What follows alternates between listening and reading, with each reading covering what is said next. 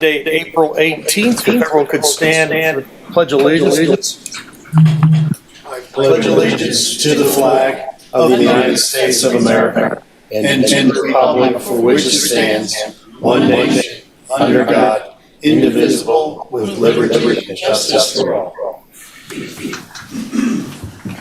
All right, and today in person, we do have Mr. Glover, Ms. Howard. I'm sure you're. I'm on. Yeah, you're on mute. Is your sound down there? Nope. County.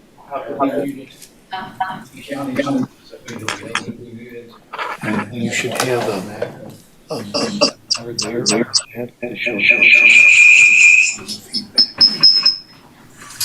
We good? no, might be Joe.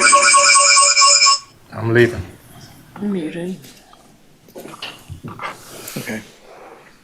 Mr. Passament, and of course, we're happy to have Mr. Dawson joining us today in person. Glad to see you here. Good to be back. And then online, Mr. Somerville, Mr. McKellen, and Mr. Flewelling, I think. Not in presence is Mr. Cunningham and Mr. Hershon. Rodman is. Oh, I'm sorry, Stu's there. Mr. Rodman is here as well. So, all right, let's move on.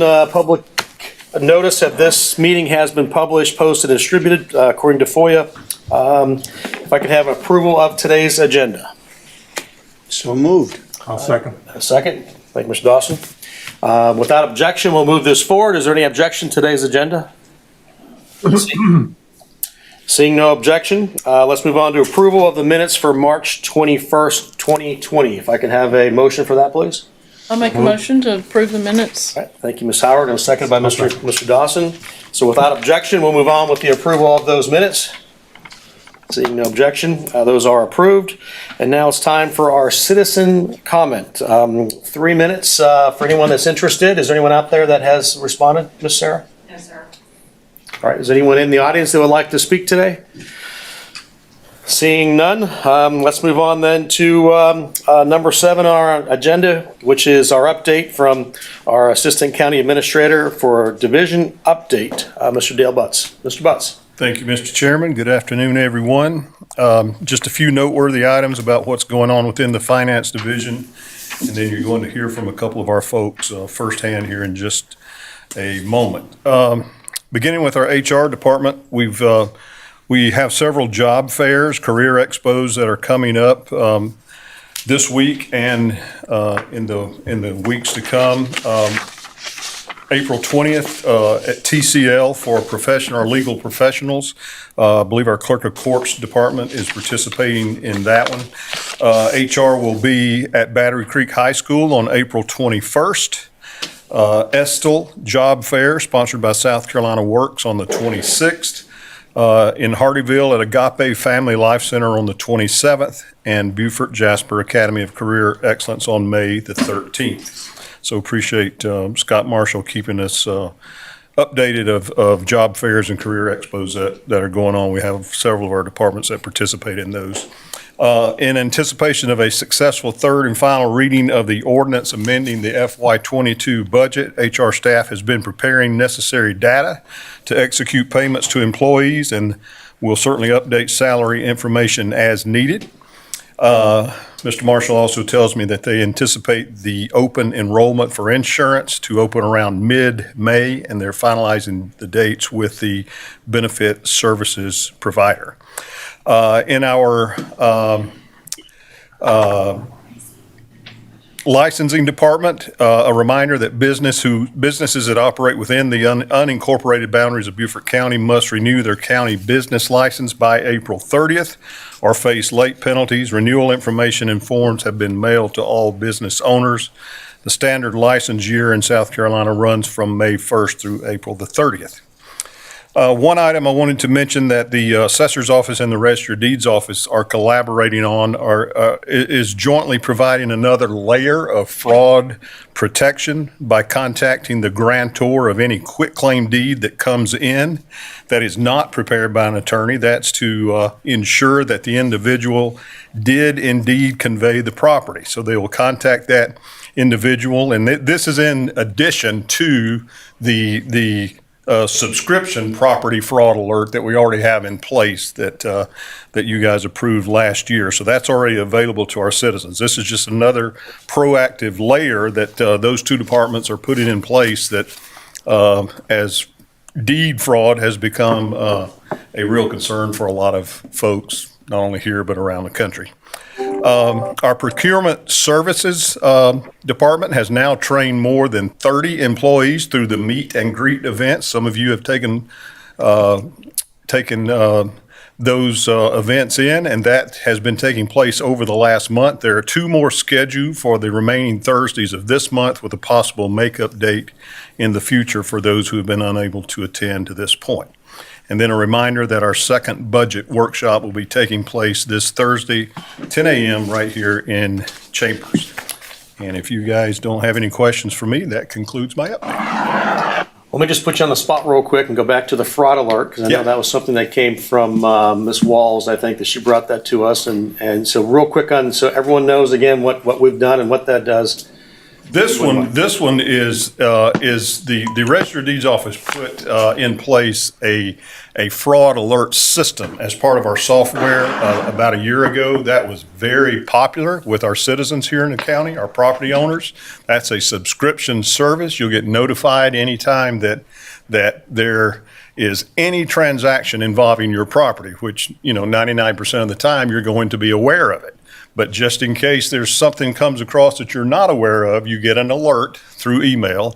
That's what's already in place. What is now happening is the assessor's office and the Register of Deeds office are collaborating to notify the grantor of any transaction that comes into their office not involving an attorney.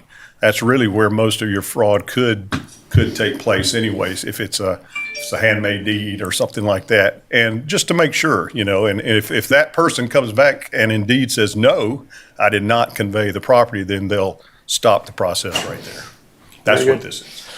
Any other questions for Mr. Butts? Anyone online? All right, Mr. Butts, thank you. Thank Being here today. Thank you very much. All right, let's move on to our agenda items. Number 8, discussion and presentation of year-to-date financial statements for 2022, and our finance director, Miss Denise Christmas. Thank you for being here. Hello, good afternoon. So our year-to-date financial reports for the general fund today as it stands, we have collected 94.16% of our budgeted revenues, and we've collected 71.59% of our budgeted expenditures for the general fund to date. Can you all see the, okay, so highlighted, some of the highlighted items for these amounts for revenue, we have exceeded expectations due to an increase in transfers of property and buildings over the last several years. So our collections for real estate and all property taxes are coming in rather strongly. Licenses and permits, they are currently lagging, but they should be corrected by year end. Met with Edra a few weeks ago, and she informed me that her license and permits are up for renewal, I think this month. Is that right, Dale? This month? Yeah. So that revenue should start coming in pretty good very shortly. Intergovernmental revenue, a lot of that funding from the state doesn't come in until after fiscal year end, so that should correct itself by the end of the year when we close the books out. And charges for services, Register of Deeds continues to have a record year. Fines and forfeitures, they're expected to continue upward trending. Interest rates are still low, so they're lagging compared to what we budgeted. Miscellaneous revenues, they are increased due to the sale of the DSN building. Again, I think Hayes reported that before, so that's still out there. And then transfers in, they should be corrected at the end of the fiscal year as well. Okay. So that's our summary of the revenue side. If Okay, so if you turn, yeah, there you go, Brenda, thank you. So the expenditure side, Public Works is spending below expectations. Public Welfare is following their budget. They're right on target for their spending for the year. Culture and Recreation, Parks and Rec are significantly below expectations right now. And spending on economic development by Beaufort County Economic Development Corporation is right on target as well. All right, so we look to have a surplus again, but I'm sure that's not any surprise to you all. Revenue's coming in strongly, like I said. The one thing that's not reported on the revenue side for real estate and other property taxes are refunds that we're still processing at this time. So that revenue would go down a little bit once we issue those refunds. And that's all I have as far as the highlighted items. Does anybody have any questions about any of those items? No? Yeah, I would, thank you. From what I saw, we are at 101% of collection on Avalon taxes. And that's 75% of our budget. The refunds, Councilman Glover, I think the refunds are gonna come out of that. I think it's gonna decrease that significantly. From what I'm told, we have millions of dollars of refunds that we issue each year, and I think that's gonna drop that percentage down. I don't know how much until we get that refund file. What is your projection now of total collection for this year? Thanks for putting me on the spot. So Hayes and I have gone back and forth. He has an idea and I have an idea, and it's really What's your idea? about the same. I want to hear from you. What's your idea? So, I mean, my projection, just looking at the books, I think we're going to have an $18 million surplus this year. That's just, that's just. I'm not going to hold you on that. Yeah, Okay. I don't know. We'll see how close I am to that, I guess. Okay. But Thank you. it's coming in pretty strong, Thank you. People are spending, even though COVID's around still, people are shopping and spending. And, every time our citizens or anybody from another county comes in our county and spends money, that's always a good thing for us. It's a bad problem. It's a good problem to have when you collect so much revenue, but people are still shopping and spending, and the state's still giving money. So, Okay. yeah, Thank you. you're welcome. Anyone else? So the refunds, where does that come from? Is that from homestead exemption or? All kinds, like that's included in the formula, in the calculation. Well, from my experience at another county, that was always included in our refund amounts. But say your property is assessed at 4% and they taxed you at 6%, and maybe it wasn't caught in time when your escrow came, when your mortgage company paid your taxes, then that 2% of refund would go back either to the mortgage company or to the citizen. So that's one type of refund. Other types of refund, like you said, are homestead. What if a citizen paid their taxes on their property, and then they paid them saying, oh, I owe these taxes, but in reality, maybe their property was sold, and it takes a year or so to get that tax roll updated, and so the records weren't updated. I mean, you might have a deceased person, and maybe the family was paying taxes, and maybe, the communication wasn't there, and it's just all sorts of situations where we collect taxes and then owe back. Okay, good, thank you. Anybody else, questions for Ms. Christmas? All right, thank you very much. Welcome. Stays up for I guess And I think, yes, ma'am, let's go ahead. Obviously, you're going to be introduction of our new fixed assets account. So if you want to go ahead and make that introduction. Sure thing. So we have hired a staff accountant who's going to specialize in fixed assets, and that employee is Vincent Jones. So come on up, Vincent.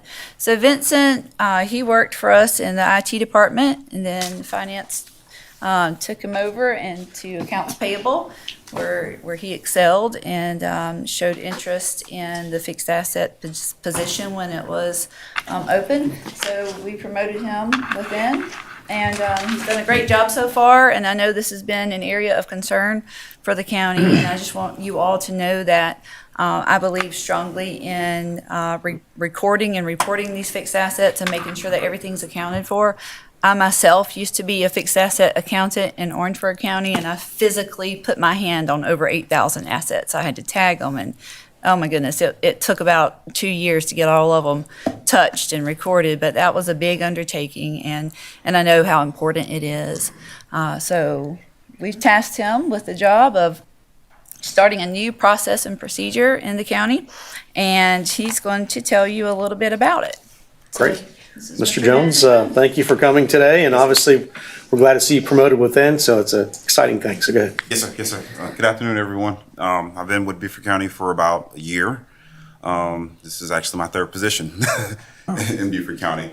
Just give a little background on myself. I'm a 12-year veteran in the Marine Corps. My first duty station on active duty, I ended up being tasked with what is called a armory custodian. I was a Lance Corporal. I don't know if anybody knows that rank is very, very low in the Marine Corps. So the sergeant got relieved of his duties, and then they made Lance Corporal Jones be in charge of the armory. And some of my duties were actually doing site checks, physically demilitarizing the weapons that we had, and holding everything accountable for each squad. They had their certain amount of weapons or whatever equipment they had, and I would hold them accountable for it. If anything went missing, went straight to the first sergeant with it. Would y'all like to know what my next course of action is in regards to assets? Okay, so Munis is actually a very good tool for me in with using fixed assets. So I can actually manipulate the system to where when a purchase order is created, as long as it's $10,000 or more, it will ping in the system as a capitalized asset, and it won't be physically made an asset until the invoice is paid out. Now, as of right now, that's not going in the system right now. It's not being made in capitalized asset right now. So from anywhere from now until previous, if it was not made an asset, I'm gonna have to manually do it myself, which is not a problem. There's not that many that I need to do. But that's the process I'm doing right now. And along with the forensic audit, I've already had a list of assets that are by department. IT is actually our first department I'm going to do the forensic audit on. Just waiting for them to get back with us on a date when we're actually going to go in and physically check. They only have 67 assets that are listed right now. So they're our first so-called guinea pig, and we'll find out what's going on with that one. And then from there, I'll be able to figure out what is the next course of action, what was going on right there, what was going wrong, and how do we go forward with every other forensic audit that I'm going to do. Excellent. Question. Good. Yes, Ms. Howard, go ahead. If an asset is worth less than 10,000, will it be in the system or not? It will not be in the system. Okay. However, for instance, the list that I sent to IT, I sent them two separate lists. One is a capitalized asset, and then the other one is everything that's not capitalized. So when the email that I sent to the director, I said, hey, this is your capitalized asset list, and then this is your non-capitalized asset list. I truly believe that those assets should still be collected internally, just in case they want to, keep their own internal list if things go missing, or they can, talk to somebody about that. Would it include things like equipment that Public Works has for their heavy-duty equipment, that kind of things? Yes, ma'am. Okay. If it's under 10K, yes, Okay. I'll still have that list. Okay, thank you. Yes, ma'am. Mr. Pressman, go ahead. Yes, two things. With the physical assets, will they be tagged? Yes, sir. Yes, sir. Okay. I'm actually going to implement, I've already talked with Denise about this. We're going to do what are barcode stickers. Yes.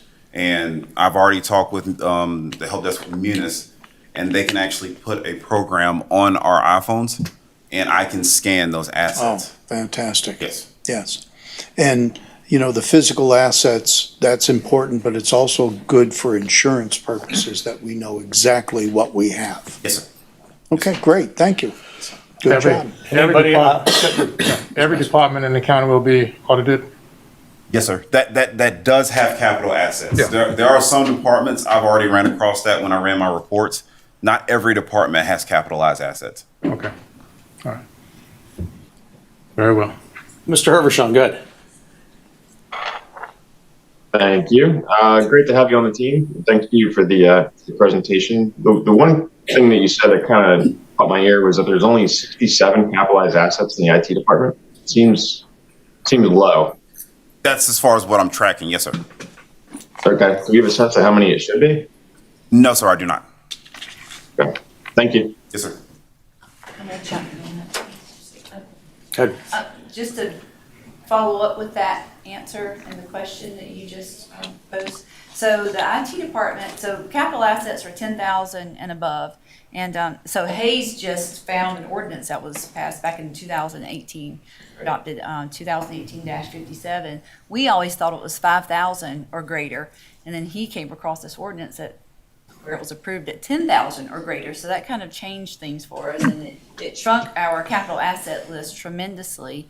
But for the IT department, so any one item that costs 10,000 or more is a capital asset. So if you think about IT, you're thinking about all these computers and all this equipment, printers and whatnot. Well, and you know that a computer's not 10,000 or more. So a lot of their assets are going to be things like servers, hard drives, Yes. etc. Yeah, those type Monitors. things. But we will know more whenever Vincent gets in there and actually starts touching everything. And I'm sure what he's going to do is he's going to notice some items that are not on the list that he's going to question, and then those are going to be capitalized. So our asset list will grow again, I'm sure, and that's what we're anticipating as we've understood that these items have not been physically touched for years. So this is what this is going to be. It's going to be a huge project, but and your question, Ms. Howard, about the heavy equipment, I don't know if we've ever had trackers on our heavy equipment before. Does anybody know? I'm sorry. But we had to do that in another county. And I'm telling you what, it was worth every penny we paid for those trackers, because we had theft, and we went right to that motor grader and to that tractor. I will never forget it, but it's a fail-safe system. I think it's worth every penny. I appreciate that. Having worked with the Marine Corps for many years with real property assets, you did know where everything was, Yes. more or less. And if you ran an armory, you can surely do this. So Mr. Jones, Ms. Chris, what's our plan moving forward? What do you see as we move forward in the next year, and how often will we get updates back to us? And so how do you think that's going to work? How do you see that working, Mr. Jones? Our plan right now is what I would like to do, and Denise agrees as well, I would like to have every department with a forensic audit by the time that we do our audit for this year. That I would like to have hands on every single asset, whether it's in the system or it's not. And it's feasible. I believe it's feasible. And once we do that, then I'll be able to enter what's not in the system and then record what's already in the system. And then we can kind of get the real depreciation number of all our assets in accordance with the use of life. Good. And we'll be able to compare his asset schedule, finalized asset schedule after he's touched everything, with what risk management has on file, HR has on file with our insurance, to make sure that we're not paying insurance on things that don't exist anymore, and that the insurance policy and the items match our asset list. Excellent. Good, and then obviously this is going to take some time, but what's our plan for the non-capital assets? And we now realize it's 10,000 and above. So what's our plan for things that are less than $10,000 for the long term? Okay, to keep them on the books. If they're already on the books, we plan to keep them on the books, but that depreciation will be removed, so it's not reported, because we're not required to report that depreciation. But each department, we are going to ask each department to keep up with their own non-capitalized assets each year. And this is going to be a yearly thing. I know that the internal audit discussed, they suggested us physically touching assets every 2 to 3 years, but I would like him to physically touch assets every year. I just feel like it's important to do that every year. So that's our plan going forward. Touch them every year, compare the insurance policy to what we have, make sure depreciation ties in with our audited financial statements.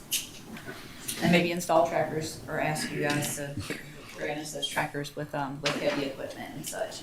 And the barcode reading is huge too, so that's a good piece of software that we can have. Hopefully he can walk in a room and just scan, and it'll save time and be efficient. It'll be an efficient process. Well, good. Well, Mr. Jones, we're excited that, Yeah,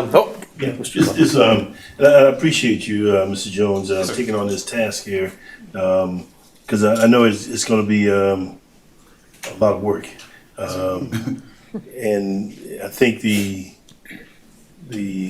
for me, it's more of the items that are not there that should be there, and how do you account for those, and letting us know how that works out with you.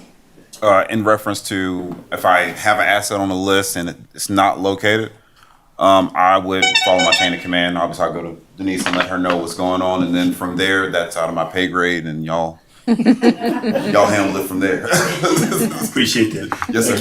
Okay. all right, any other questions? All right, Mr. Jones, thank you very much. Thank you for coming today. It's Christmas. Thank you very much. Oh, you know, I did have one question.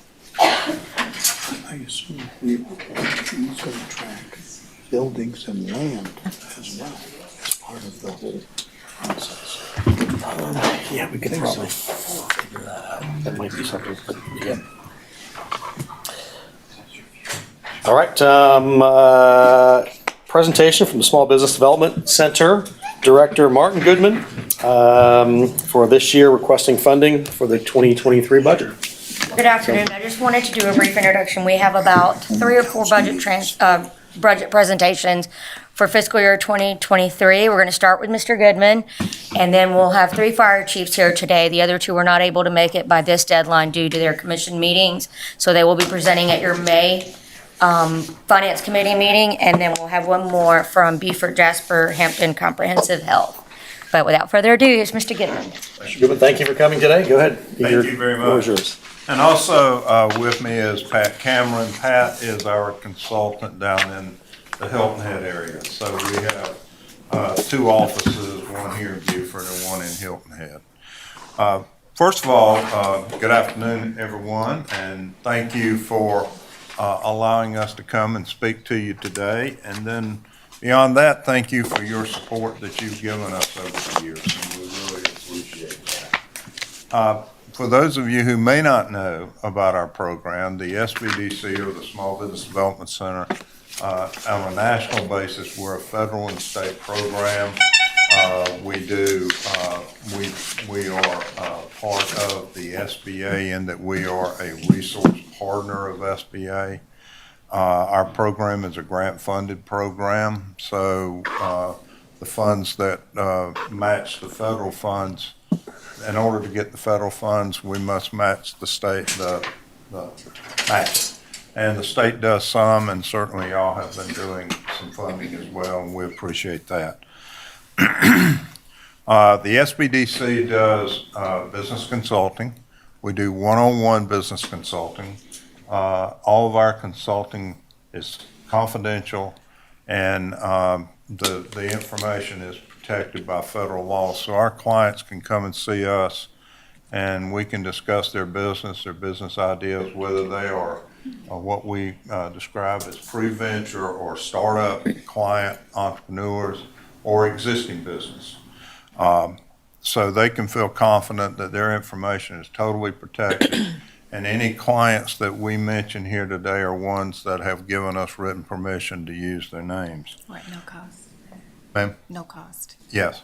And then in addition to that, the consulting services are at no cost to the clients. So the work we do with them and for them is at no cost, as are any of our training sessions. They are at no cost as well.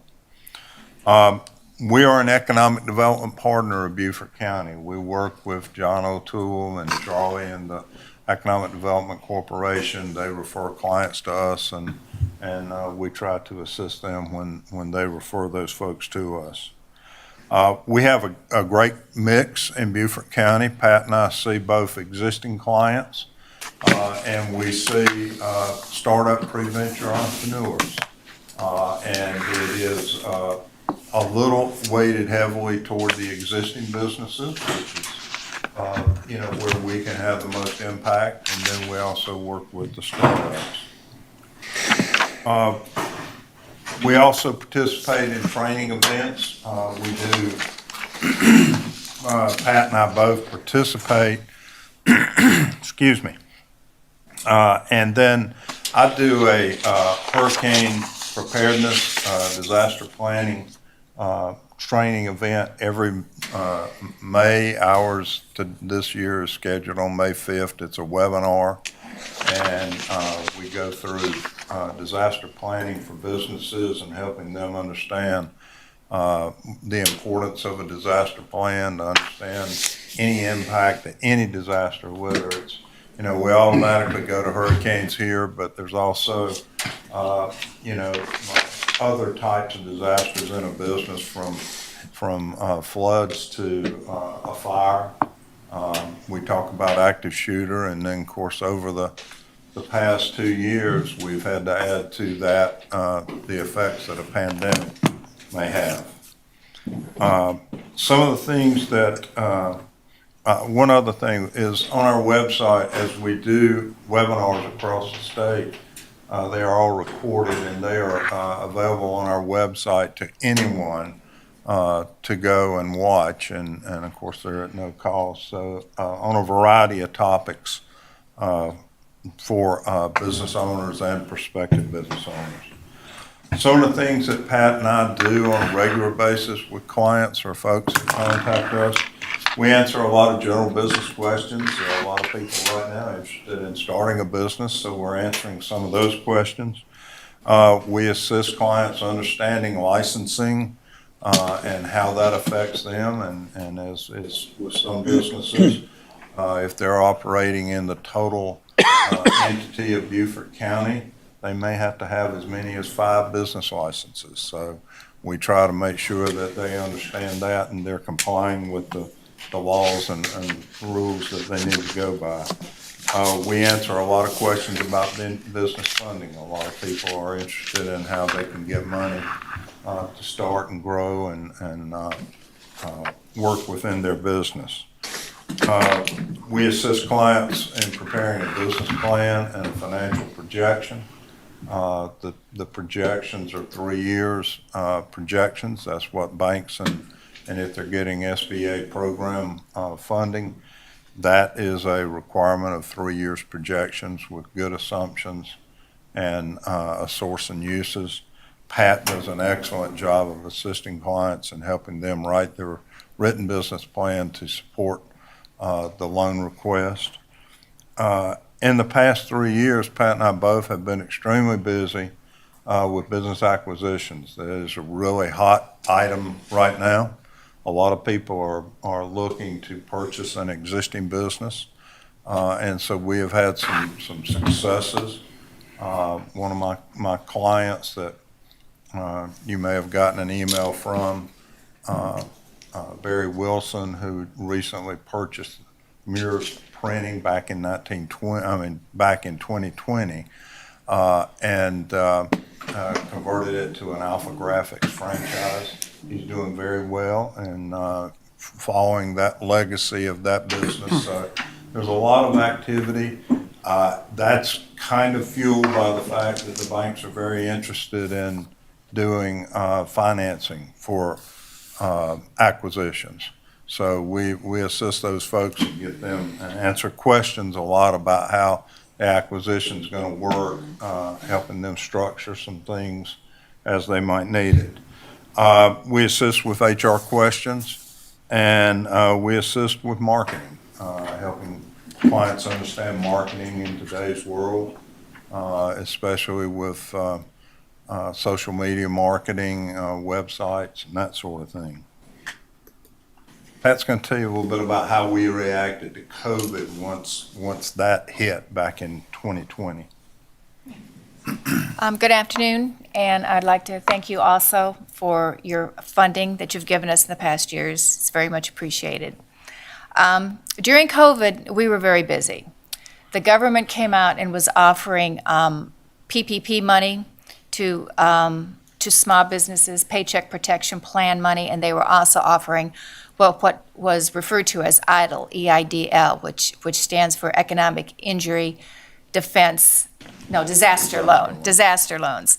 And with each one of these programs, the government came out with a website for people to log on to and to apply for the funding. Our role was to help them navigate through that website. And it was not an easy process for these small businesses to navigate through the website. The first couple websites crashed, and people had to reapply.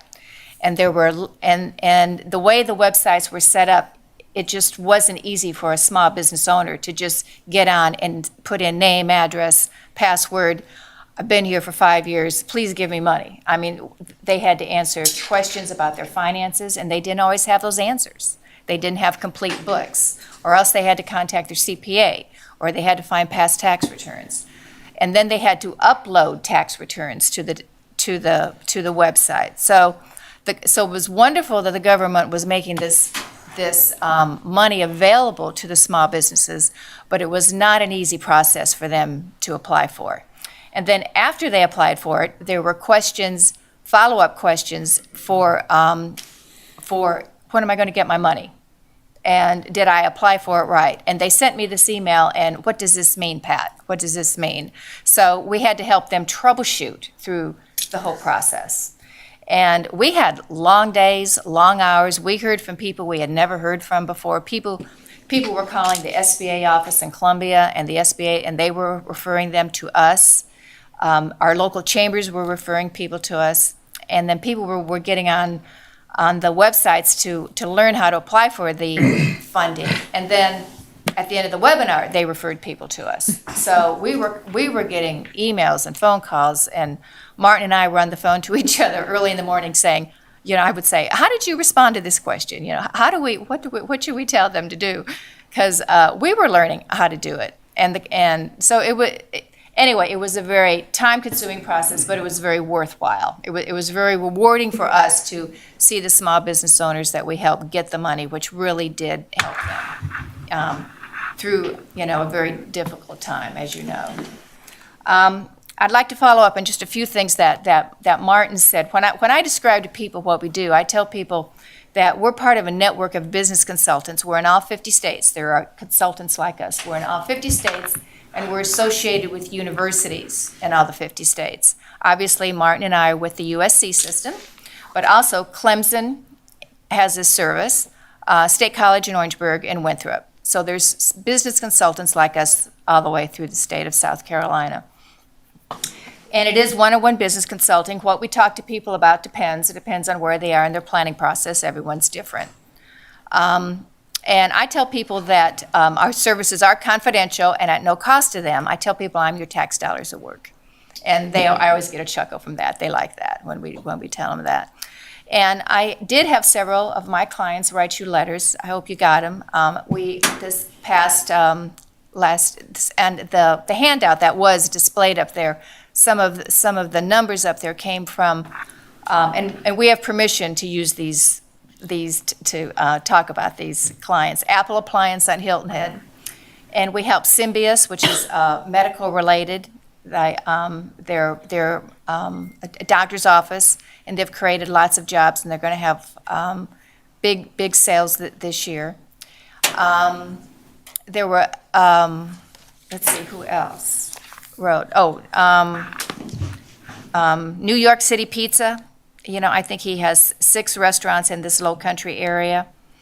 And in past years, one of my clients, Kevin Allmeyer, who bought the Hilton Head Bluffton Sun, he wrote a letter to you all several years ago supporting our request for funding.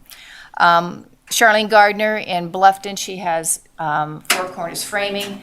I have helped her since she was originally in her garage doing framing, and she has since expanded twice, and several retail and floral shops and other restaurants. So in a nutshell, how we help people depends, because everyone's different who calls us, but we have been doing a lot of acquisitions lately.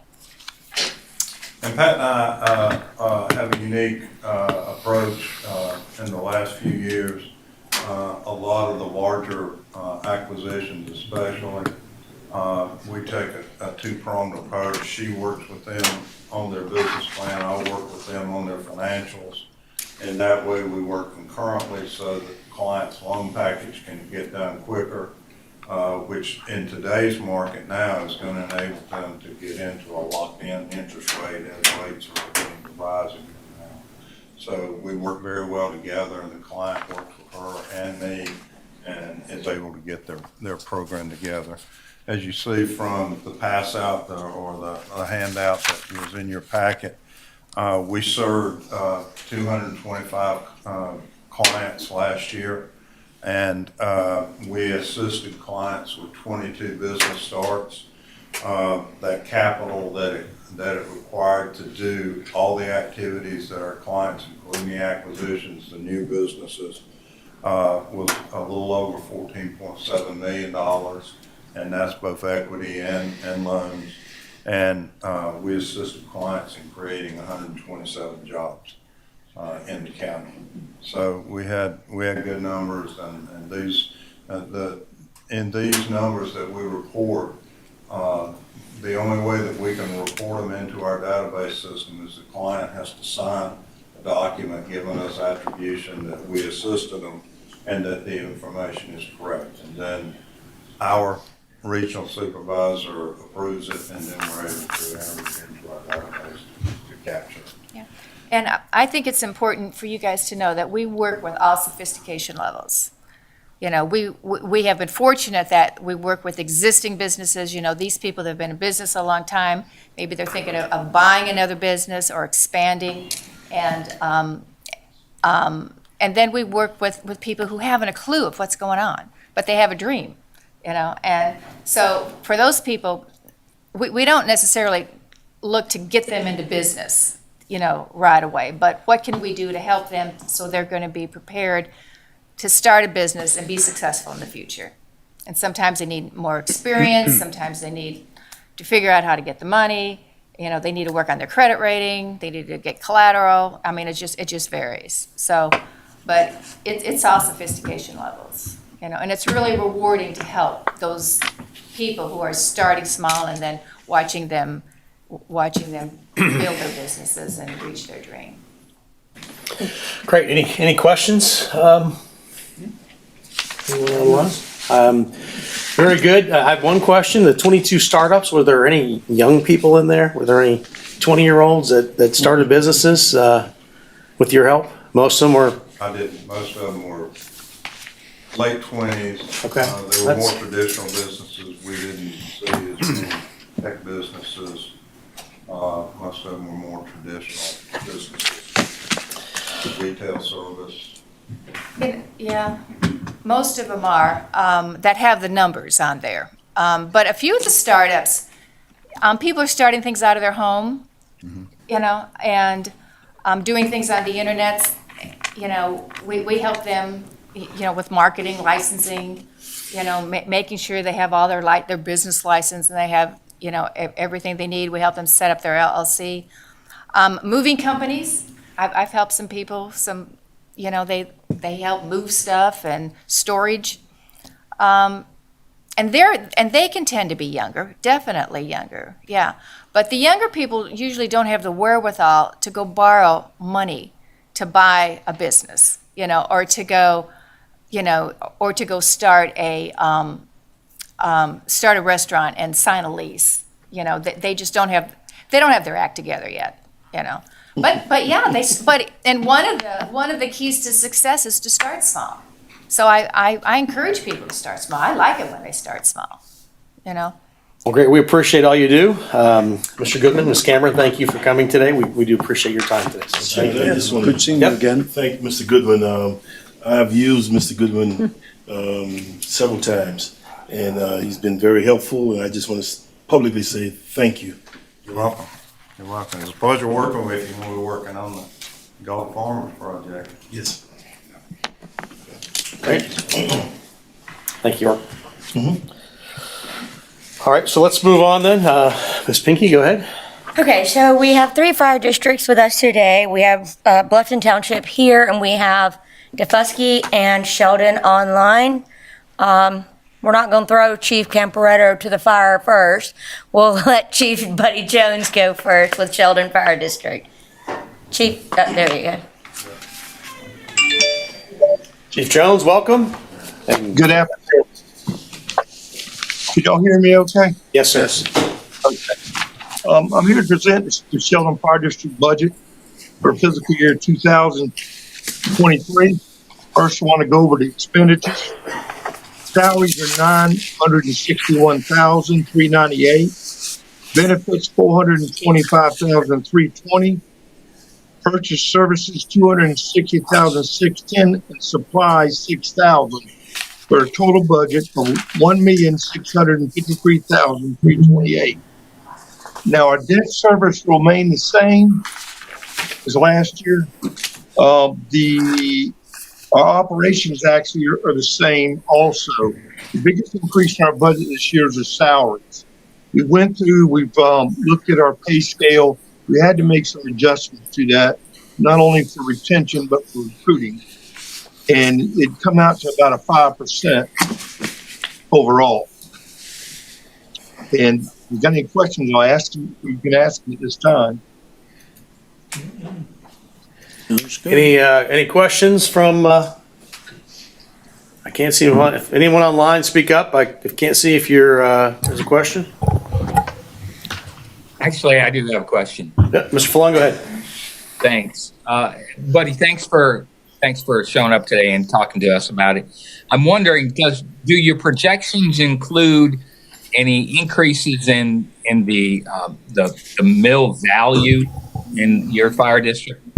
We're actually seeing that a little bit now.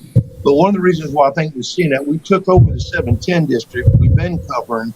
We're finally getting the tax base for that. And that's everything within the town limits of Beaufort Beaufort County. Okay. The biggest thing that we have, sir, is our biggest issue of commercial. It's like we're not able to grow out here. It's more of a bedroom community, more house. But, more like a farm community. Thank you. More like a farm community, buddy. There you go. Yeah. So I'm just wondering whether that increase in the mill value impacts your projected budget at all. In other words, I really wouldn't want you to increase your mill rates, and because of the mill value increases, you get significantly more money than you really need. Well, the way it's been going, last year we had a pretty good rate increase. This year it wasn't as good as last year. But I've got to do something about my salaries. And I've got to, to keep people and to recruit people. That's our biggest thing this year. Okay. All right. Thank you. Yeah. Councilmember Flewellen, Ms. Harriet has the numbers on the mill value for the districts if you want to hear that from her. And also I wanted to tell the council that today at 4 during the special called meeting, we are going to have a discussion with you all about providing some additional cost of living adjustments for all of the fire districts to the retention and recruiting aspect of Mr. Jones' request. So just want council to be aware of that so that you all can be here for that special call meeting today at 4. And Pinky can answer the question about the mill value. To answer your question, Mr. Flewelling, yes, his projections do include his increase in mill value. That's what I was looking for. Thanks. No problem. All right, any other questions for Chief Jones? None. Just want to say to the chief, I thank you for the job that you and your firemen and women do for the Sheldon Township, the district. As you said, we don't have much commercial growth, and so us trying to stay competitive and retain the firefighters that we have is a task force. But my hats off to you, Chief, and the employees at Sheldon Fire District. And so with the increase that we might see, it's well worth it. Thank you, sir. Okay. Chief Jones, thank you so much for joining us today. We appreciate that. Thank you. All right, next up is the newly appointed Chief Camparetto at Daufuskie Island Fire District.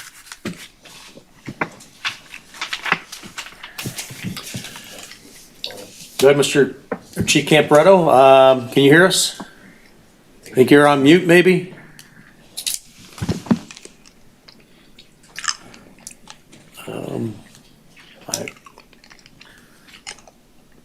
We still can't hear you, Chief. So hang on a second. Hear me now. Just barely, Chief. I can hear you. I'm online as well. All right, we're getting no audio here in the chambers. Hello, So just, can you hear me now? we can barely hear you. Barely hear me. I don't think it's enough that we're going to be able to. Yeah, why don't we let him work on that and we'll go on Okay. to Bluffton Fire and come back and All right, Chief Camparetto, we're going to come back to you. We're going to go ahead and let the Bluffton Fire District come forward. Good afternoon, everyone. Thank you, Mr. Chairman. My name is Paul Boy. I'm the Deputy Fire Chief of Bluffton Township Fire District. Pleasure having you today. Bluffton Township Fire District brings together its FY23 proposed budget with unanimous voting from the Fire Board. The total revenues requested this year from Bluffton Township Fire District are $18,991,000, with total expenditures at $18,958,562. The district will be seeking a 1.4 increase in its mill rate, and this will be the first since 2017 where we had a half a mill increase. We're looking to increase our fund balance by $32,438. Our debt millage will remain the same at 1.5. All right, anyone have any questions for Mr. Boulware? You are picking up 6 new employees because sir. of the growth in Yes, the sir. area? Bluffton is growing exponentially, so yes, sir. Okay. Actually, Mark, I have another question that Pinky, I think, would be able to answer more than anybody else. Yeah, Mr. Fallon, go ahead, ask that question. Thanks. I'm wondering, this is a reassessment year. So that's going to figure into all this. Is it going to be rolled back like everybody else's, Pinky,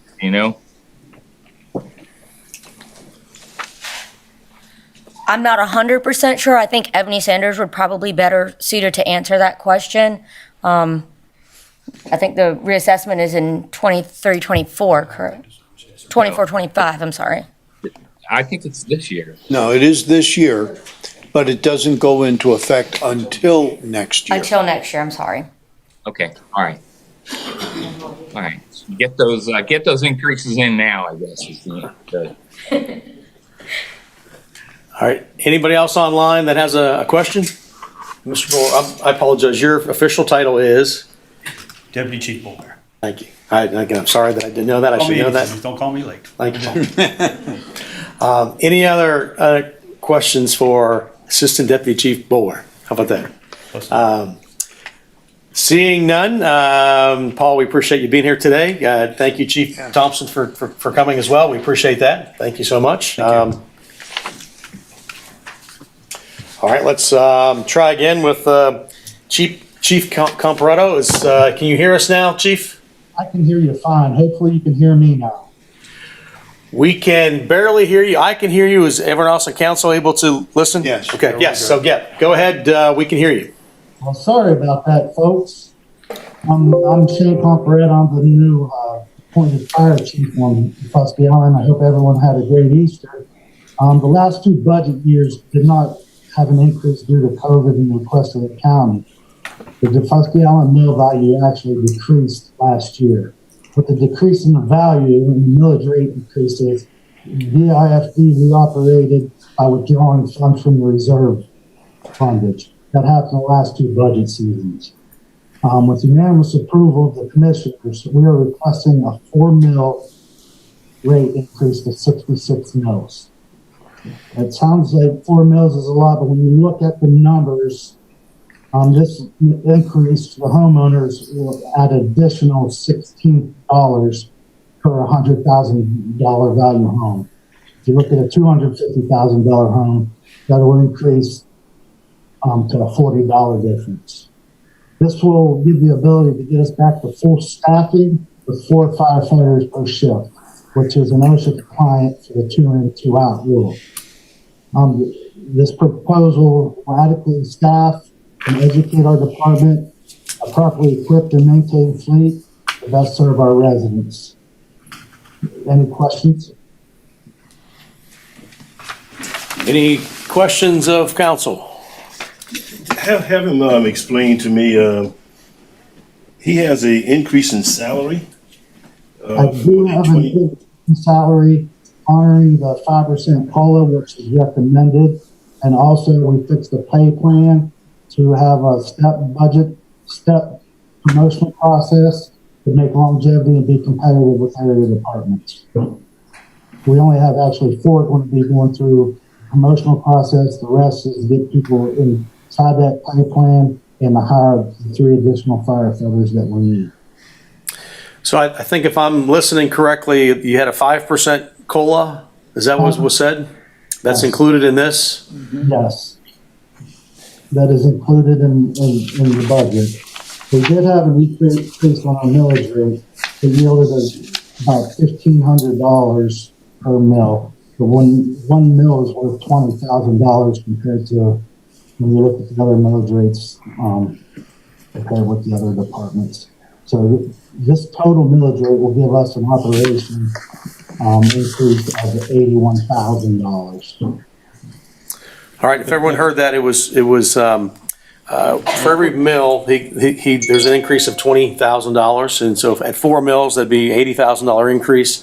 And I also, he mentioned earlier, for anyone that had trouble hearing, is the fact that for a $100,000 property, he's looking at $16 more per $100,000. So if it was $250,000, it'd be additional $42 for the year for that property for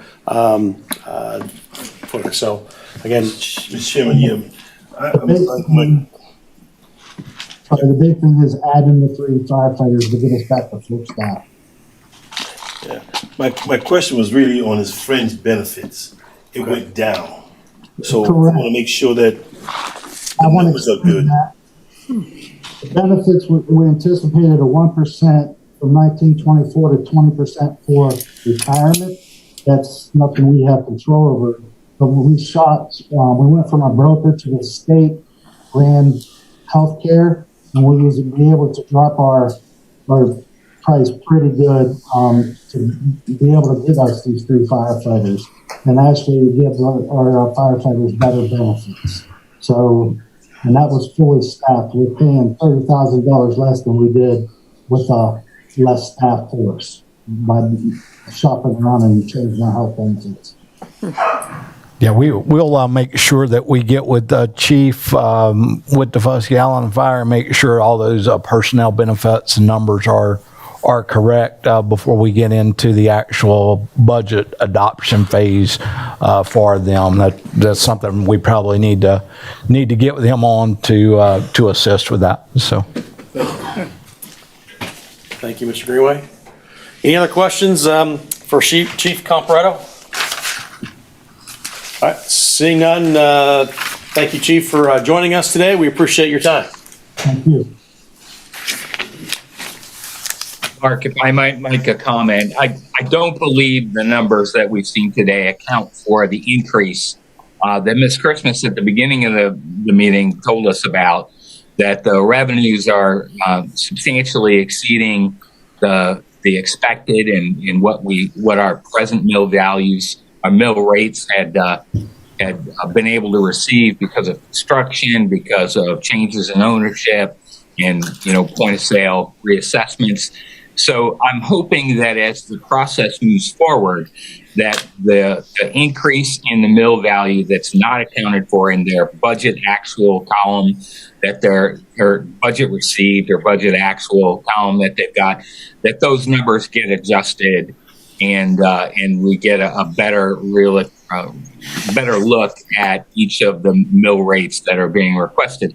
I'm not saying that Daufuskie Island is in that category, because they've seen a reduction in their mill value over the last couple of years, quite frankly. But I'm sure that Bluffton will exceed all expectations and may in fact be a driver for increase in receipts throughout the county. Quite frankly, it's Bluffton exploding that's giving us the extra $18 million that we don't have spent yet.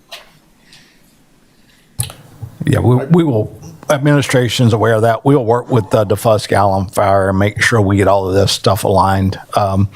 Where it's Bluffton, I'm worried about getting aligned. I don't believe they're going to need a rate increase. I think that their receipts far exceed what they have in their budget for this year by a significant amount of money, maybe almost $1 million. Yeah, we'll work with them on that as well. Okay, good. Bring that back to us. Thank you. Ms. Hart, go ahead. All right, for our last budget presentation and a fiscal year 23 request, we have Mr. Gardner from Beaufort, Jasper, Hampton Comprehensive Health. Sorry. Thank you. Good afternoon. It is my pleasure to introduce the new CEO at Beaufort, Jasper, Hampton Comp Health. I'm stepping down. I've stepped down after 41 years as the CEO at Beaufort, Jasper. Been there for 48 years. But I'd like to introduce Dr. Faith Poquet, who is a native Charlestonian who has been with Beaufort, Jasper for 20 years. She came to us as a pediatrician 20 years ago. She was promoted to chief of pediatrics. Then she was moved to director of clinical services, then acting chief medical officer. She was worn 4 hats. In addition to that, some of you may or may not know that there's a medical school here in Beaufort, Jasper, and we've had it for 13 years. Students start at AT Still University in Mesa, Arizona, spend their first year at Mesa. They come to Beaufort, Jasper Comp Health and spend their second, third, and fourth year here. This is our 13th year of graduating students. We have 130 kids, students that have graduated so far. So it is my pleasure to turn the reins over to Dr. Faith Poquet. Thank you, Mr. Good afternoon. Good to see everyone. Some I know, some I've met virtually over these past couple of years. Faith Poquet. Just want to direct your attention to a few slides that we have, just to talk to you about this past year, how it's been for us, and what our spending has been like. You all know us. We've been here 51 years. We have 10 center locations. We actually added a location recently with our OBGYN practice. We have 10 school-based health center locations, 3 mobile units, and then a range of services from birth until, as well as other supportive services. We are located in 4 locations in Beaufort County, so most people are familiar with Chelsea Clinic, some people call it. We're trying to say center now. That's Ruth P. Field Medical Center, where we have every service that we have available is there. The next is our Port Royal Medical Center. That is down the road on Rebo Road. The only thing we don't have there is dental, but we do have a 2D mammogram, ultrasound exams, and x-rays there. And then our newest one is Port Royal Obstetrics and Gynecology. Some of you may know Glenn Werner. He has joined us. He's been working with us for several years, but has joined us as a physician.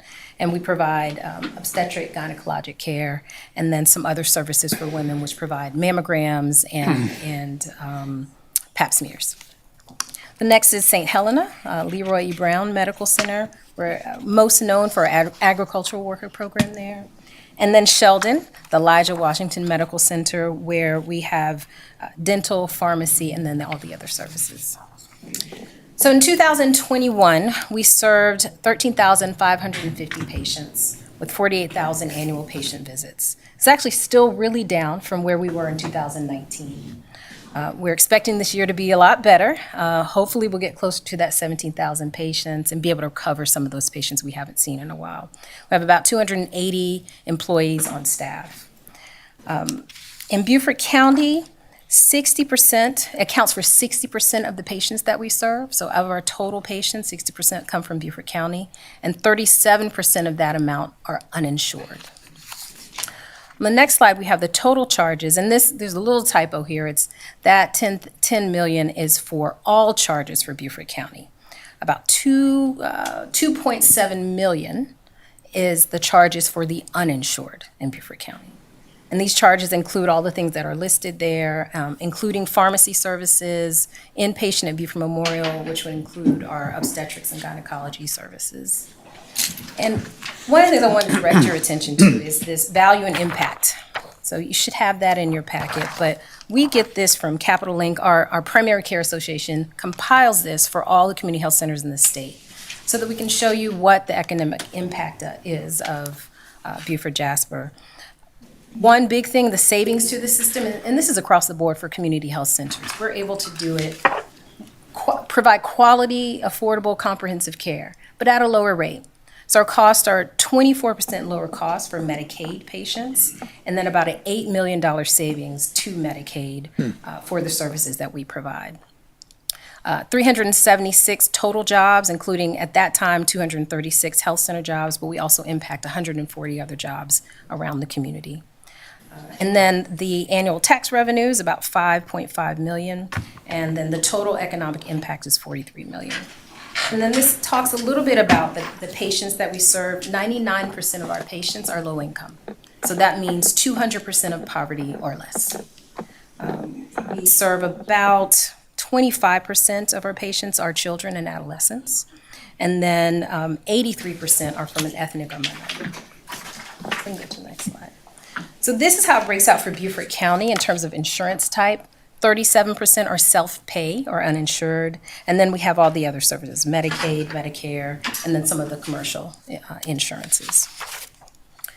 By age, you can see, by age, 16% for under 18, but the majority of our patients are between 18 and 64, but a significant amount over the age of 65. And then the racial and ethnicity breakdown, so this is the racial breakdown. About 50% of our patients are African American. That says 40% white, but that also includes a lot of our Hispanic and Latino patients identify when you ask as white. And so the next slide, it's about 26% Hispanic or Latino, and that's just in Beaufort County. Wanted to give a little summary of COVID.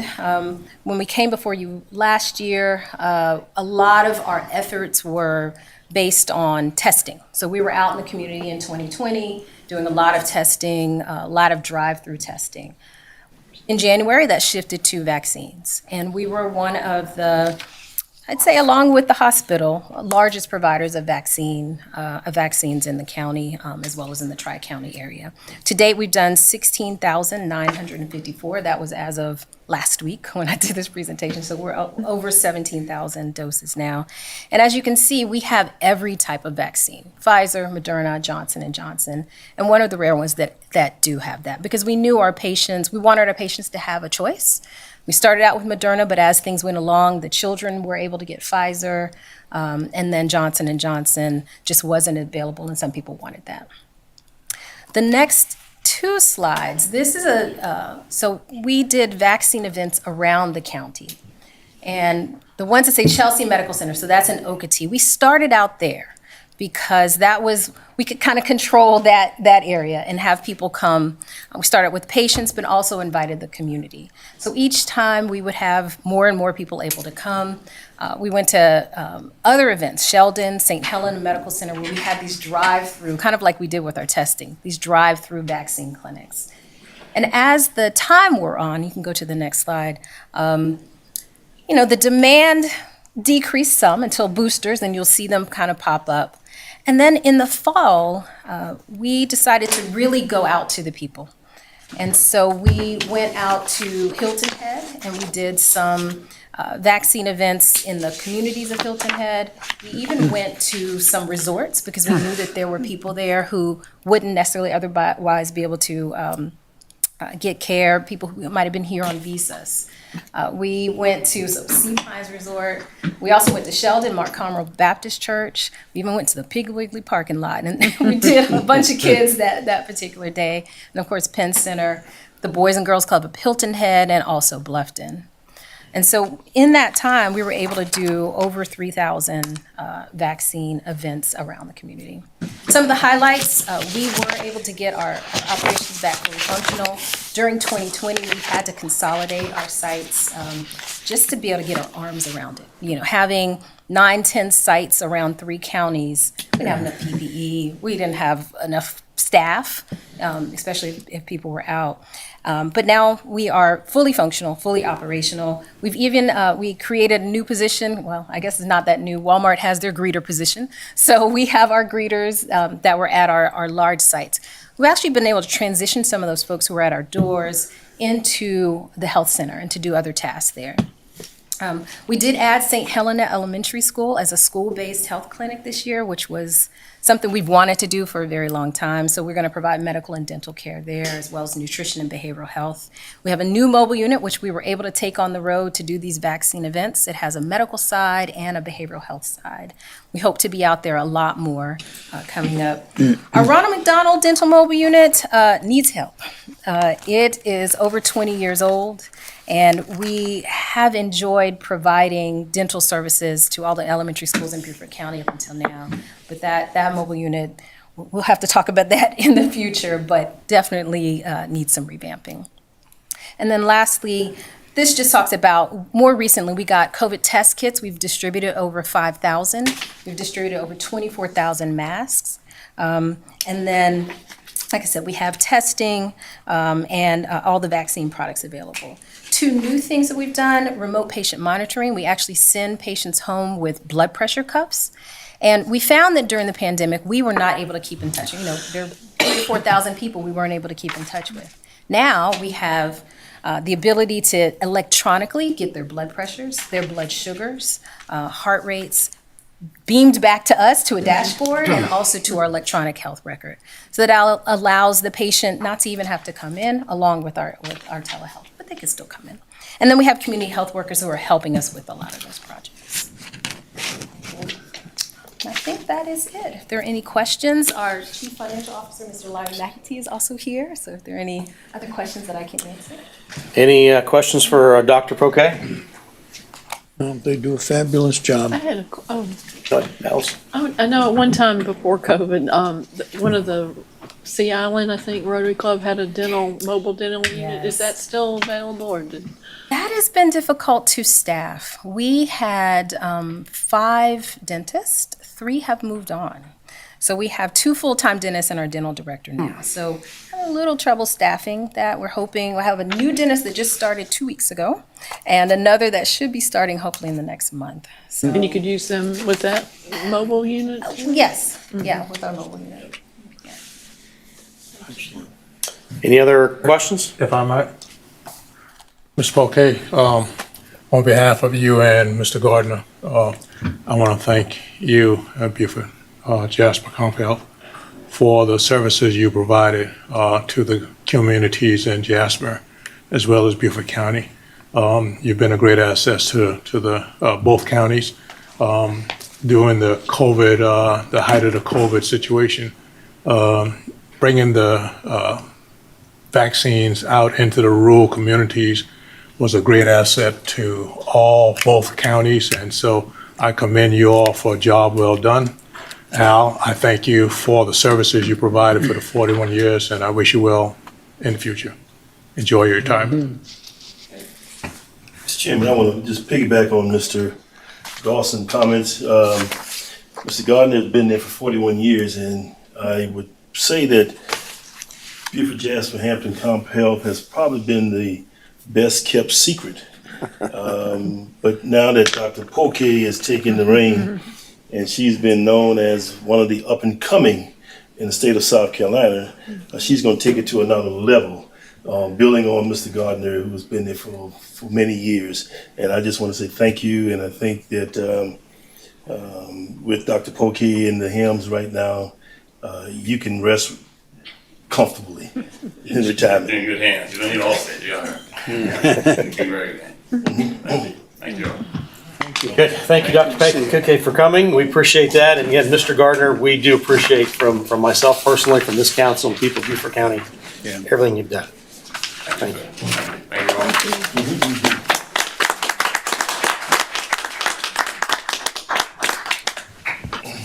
All right. Anything else for this committee? If not, we are adjourned. And Mr. Robin, you are up. That's 5 minutes, okay, Sarah? We'll convene in about 5 minutes for public facilities.